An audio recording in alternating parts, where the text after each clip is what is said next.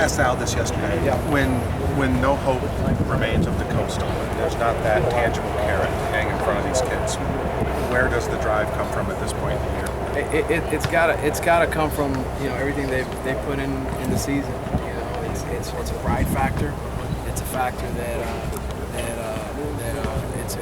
it's still an ACC competition, and it's where you want to end up at the end of the year.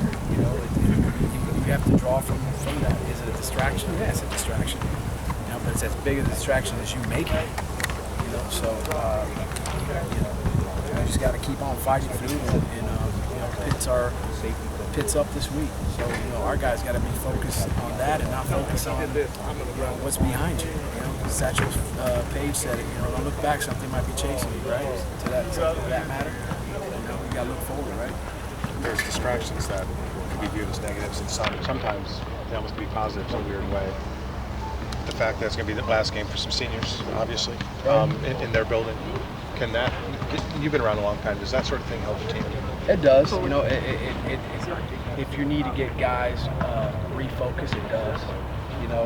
And I think it for these seniors, and it's got senior night every year, and you say to yourself, man, I remember when these guys came in here as freshmen, right? I wasn't here when they came in, but they feel like, wow, the time flew. It's my time. It's an emotional time. It's an emotional time in the game, and you got to make sure that the game is balanced. That you can play all four quarters equally as well. But I think it means something to them. Wofford, Duke, and fill up with the obvious stars of this offense so far. But looking ahead, who are some of the guys who you think really are on the verge of breaking out, for next year in these last couple of games? Brad Kaya. Well, besides Brad, obviously. He hasn't broken out yet. Well, I didn't hear his name, so I was just we want to see Stacy, come around. We want to see him perform like he performed last year. And all right, we got Ryan Williams here. Joe Yerby. I thought he had a couple good runs in that game, the last game. A few bright spots early was Joe. And Gus Edwards. We like to see that. We like to see him get going. You got Malcolm. We like to see get an opportunity to make a play in Standish. So, losing all that talent, and I didn't say Brad because he wasn't a senior. I'm talking about the guys you're losing, those three main guys. Losing those three main guys, you're not concerned moving forward. You feel like you have that base of talent under them, so to speak, that they're learning from those three guys. And yeah, because I think if we were sitting at this time last year, Phillip wasn't playing. I thought Clive's made some huge strides.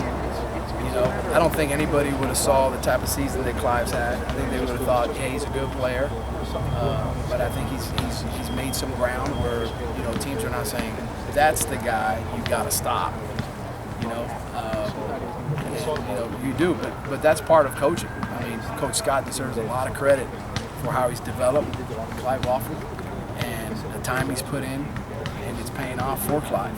In terms of his leadership, and that's developing. That's developing. How much progress have you seen on that front? His leadership. He was very vocal in the locker room. I know, he told us